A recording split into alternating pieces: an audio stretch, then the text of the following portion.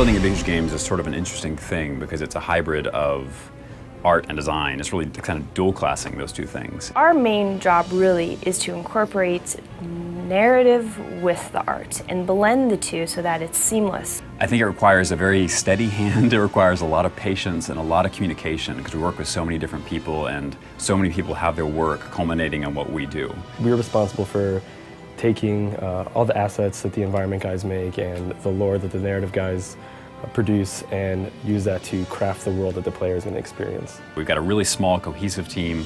It's a very lean team.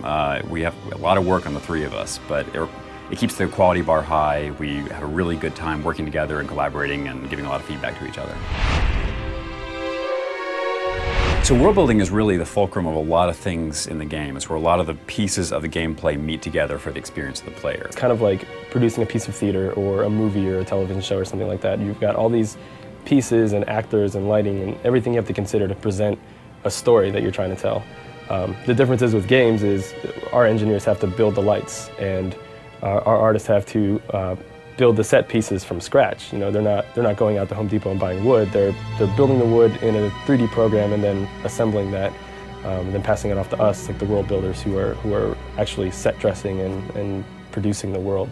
The world of Reckoning came about from very early brainstorming between concept and the design department and the environment artists and the world builders. So we start the process usually with concept art. After that, we usually work with environment art to brainstorm ideas of how we want it to look. We don't make the individual assets. We have an incredibly talented environmental art team that actually does that for us, and we work very closely with them. So they give us those pieces, and then we'll craft the terrain and place all the objects and try to create an organic, living world for the player to run through. It's really interesting to see that world come to life. I mean, we start with just a flat, level piece of terrain. In fact, this is probably a good time to actually pull you guys in and let you see some of the tools that we use to make these spaces.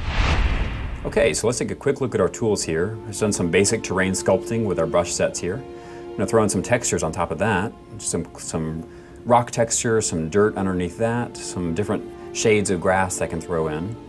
And now I'm actually going to put in a road around this hill that I've created, so I'm changing the palette and then putting in the road texture you can see there. And then I'm going to start putting in dirt around it to give a very weathered feel and just kind of move those textures back and forth until I get what I want. You can see I'm trying to make it have some history to it, that the cobblestone is sort of worn away. And that's a big deal for us, that all these places in the world have a story to them, have history to them. And now I'm just trimming it in with some flowers around the edge of the road just to frame it in nicely visually. We'll extend that road just a little bit further around that. And now I think it's time to place some actual assets in here. So we have our cliffs and our trees and our rocks and all of that make this world feel lush, and I'm going to start throwing those in. You can see the big downtarth trees and some smaller trees just to give a different scale to things. So place these rocks around the different parts of the path, lower that down so it's on level with the player, and probably throw in a couple more over here, I think, just to make that feel sort of bookended. And now I'm going to want to throw in some more stuff that's actually a smaller level, just another level of detail that's more close to the player. Here we go, placing these down. And then I'm going to come back in with some terrain brushes and make that feel really seated in the world. And here I'm actually using the vegetation brush to throw in some ferns and some different grasses and get that really lush feeling that you have as you run through the world of Reckoning.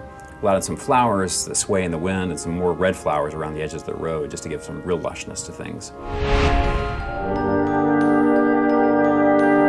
Creating a world isn't simply just about placing trees and rocks down, lighting it properly, throwing in some effects for, the extra magic.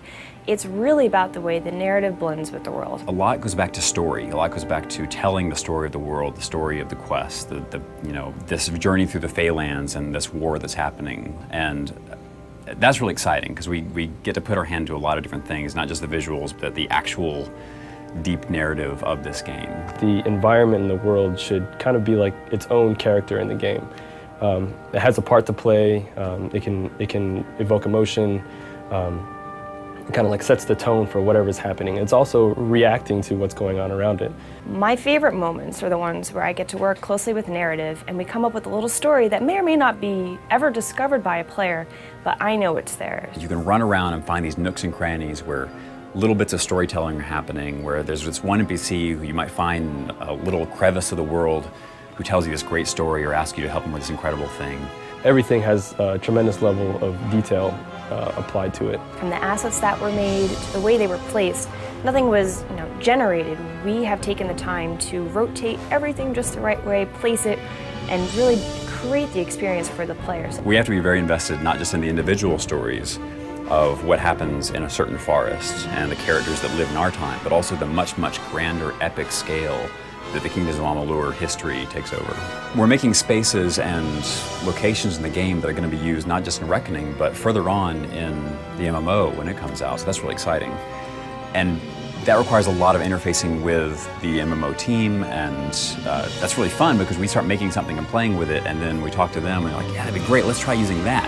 And they twist it and bend it, and years later when history has taken its toll on it or changed it or made it better or torn it down, it's really exciting to learn how they've not just developed ideas that we made and made them bigger and grander by the time the MMO happens, but how they've destroyed things that we introduced and how those things are just big craters by the time the MMO player is going to actually see it. And that's really exciting, it's really fun.